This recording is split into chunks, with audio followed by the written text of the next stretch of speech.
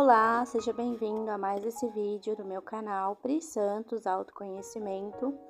Nesse vídeo eu quero falar com vocês um pouquinho sobre o antigo culto da deusa, que se refere a práticas religiosas pré-históricas e antigas que veneravam uma divindade feminina como a principal expressão do sagrado. Essas tradições eram comuns em muitas culturas ao redor do mundo e associavam a deusa à fertilidade, à terra, à maternidade, aos ciclos naturais. A fonte de que eu extraí as informações para fazer esse vídeo vem do livro Círculo Sagrado para Mulheres Contemporâneas, da autora Mirella Fowler. Na introdução desse livro, ela discorre bastante sobre como alguns mitos e histórias que nós temos conhecimento pelas fontes oficiais, que são ensinadas, inclusive não somente em religiões tradicionais, mas também nos círculos esotéricos, místicos e tudo mais, que não retratam como realmente era o papel da mulher na antiguidade, nos mitos da criação, e também ele reformula teorias de como, por exemplo, a agricultura foi não inventada, mas ela foi descoberta pela mulher porque ela tinha uma conexão muito forte com a natureza, com a mãe terra. Então ela sabia exatamente quais eram os grãos que deveriam ser plantados, qual era a terra mais fértil. E nessas sociedades antigas, as mulheres elas tinham os seus filhos, tinham as suas famílias e todos eram uma grande família, não era um modelo tradicional do patriarcado que a gente observa hoje, né?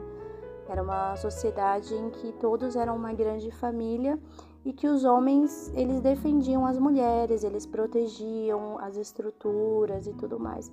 Então, eu acredito que seja uma visão bem interessante. Eu vou destacar aqui alguns pontos do livro que me chamaram a atenção e nesse vídeo específico, ele é abordado para falar sobre o massacre da deusa, né? Sobre como, ao longo do tempo e dos mitos, essas teorias em relação à divindade feminina foram distorcidas e massacradas. Então, vamos lá. Começando. Existem vários mitos gregos que também descrevem o massacre da deusa. No relato da conquista do templo de Delfos pelo deus Apolo, da autoria de Homero, reconhece-se que os cultos iniciais eram de Gaia, a terra, seguidos por Fibe, a lua, e Temis, a ordem social. Delfos significava ventre e era considerado o local de nascimento do universo.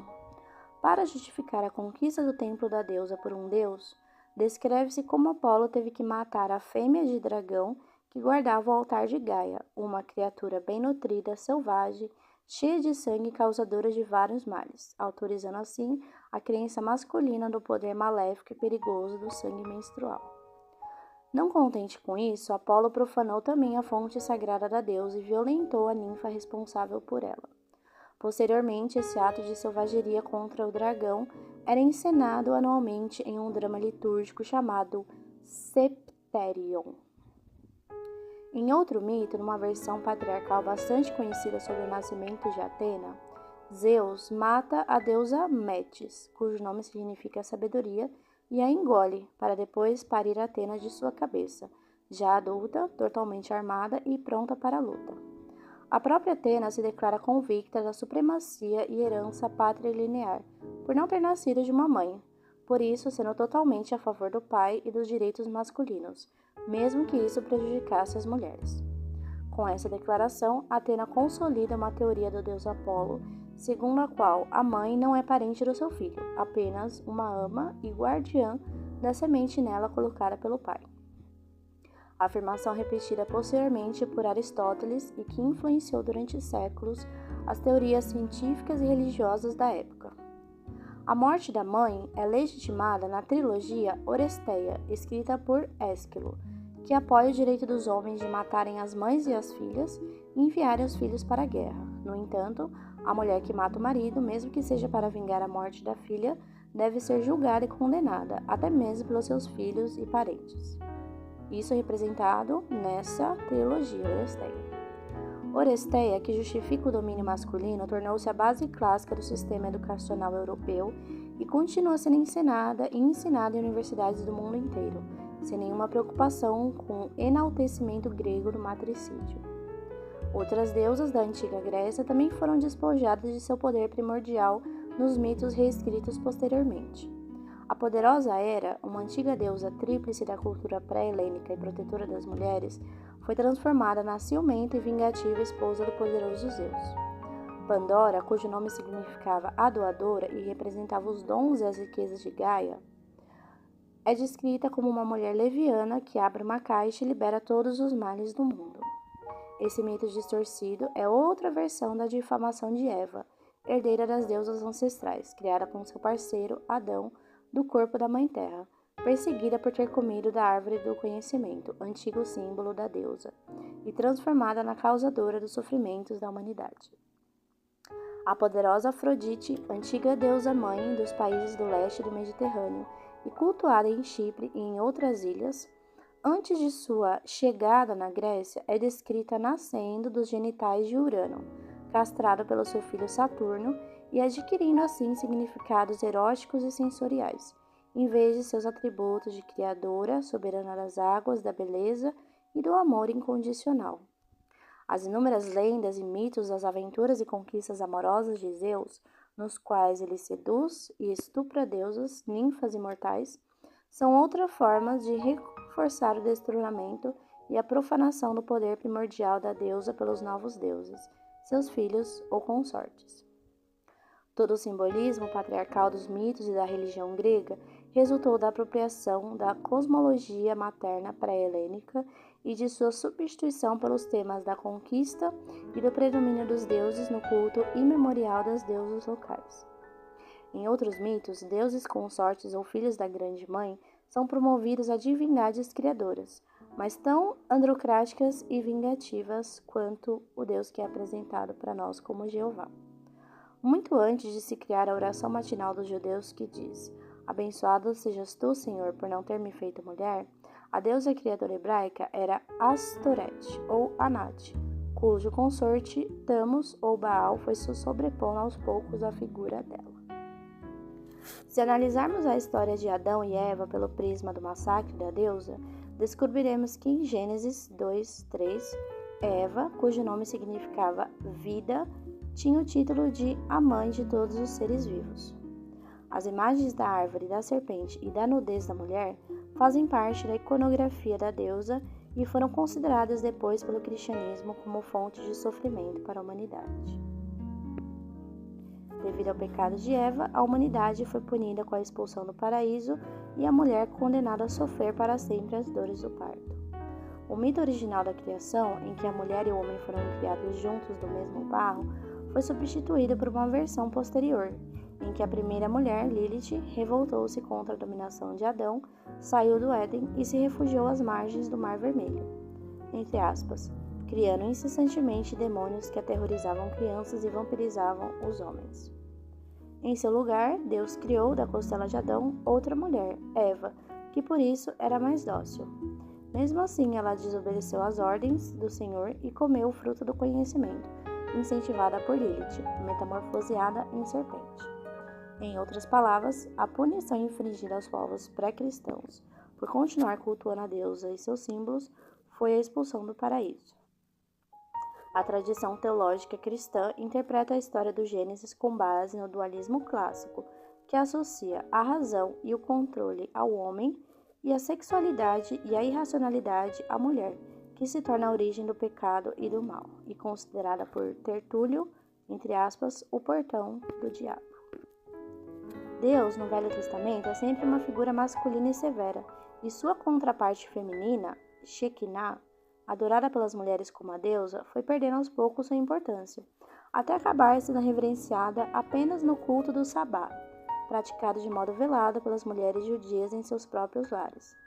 Para garantir o poder e a autoridade masculina, o deus hebraico impôs sua dominação sobre as mulheres e apagou qualquer vestígio dos antigos rituais da deusa. As poucas heroínas mencionadas no Velho Testamento atuam como obreiras do Senhor contra os inimigos da fé, ou seja, os que continuavam adorando a deusa. Declaradas seres sem alma e pecadoras, as mulheres não podiam estudar nem possuir bens pertencendo aos pais, que escolhiam seus maridos seus novos senhores. Na viuvez, deviam acatar a autoridade do irmão, tio ou filho. Até mesmo nas sinagogas elas eram discriminadas, ficando reclusas em um canto, e o seu sangue menstrual era considerado impuro e perigoso, exigindo cuidados para que a mulher menstruada não tocasse nenhum homem para não contaminá-lo ou enfraquecê-lo. Então, eu acho interessante, o trecho aqui do Massacre da Deusa termina aqui nesse ponto que eu li. Eu achei interessante trazer esse vídeo, não com a intenção de atacar o cristianismo ou até mesmo os valores cristãos, mas para trazer uma outra visão, sabe? Porque nós vivemos em um universo que ele é muito extenso, né? Na verdade, o universo ele está dentro de nós, né? O universo é vida, é criação, é plenitude. E eu acredito que seja muito limitante nós nos refugiarmos somente nas versões oficiais e tradicionais que chegam ao nosso conhecimento sobre o que é de fato a criação. Nós estamos numa transição de era, né? Isso é reforçado não somente pelo cristianismo, né, que fala sobre o apocalipse, sobre a renovação do mundo, né, sobre a volta de Jesus e a instituição do paraíso, mas também até no espiritismo, né, que fala que o planeta Terra está se transformando de um planeta de provas e expiações para um planeta de regeneração. Então, se a gente for sincretizar tudo isso, fica bem claro que nós estamos indo rumo a uma nova era. E eu acredito que essa nova era deve ser pautada na recuperação da mulher dos seus dons naturais, não somente como aquela que se submete, como aquela que aguenta calada, como aquela que suporta abusos, porque essa foi a crença implantada no nosso inconsciente coletivo de que o pecado veio ao mundo por causa da mulher, que a mulher era impura, que o sangue da mulher era sujo. Então foi isso que a gente aprendeu, né? Então eu achei interessante essa fonte, né, do Círculo Sagrado das Mulheres Contemporâneas, não para atacar a divindade masculina, porque também faz parte. Até no hinduísmo mesmo, essa relação era vista de uma forma muito natural e igualitária. Shiva, que é representado como uma força masculina, ou Bhagavate, se for traduzida no mantra da unidade, que é o Mula Mantra, M-O-O-L-A, Mula Mantra, ele é representado como a energia masculina criadora juntamente com Shakti, que é a energia feminina. Então, essas duas energias estão polarizadas e igualitárias. Então, eu acredito que seja interessante refletir sobre esse aspecto. Vou deixar minha visão aqui para vocês. E se vocês concordarem, discordarem, tiverem alguma opinião a respeito, quiserem debater sobre isso, não hesitem em compartilhar esse vídeo, discutir sobre essas questões, abrir a sua mente para interpretações novas e continuar nesse caminho de autoconhecimento, principalmente de libertação dos valores limitantes e das crenças que rebaixam a mulher hoje em dia, tá bom? É isso por hoje. Obrigada por assistirem até aqui. Um abraço e até o próximo vídeo.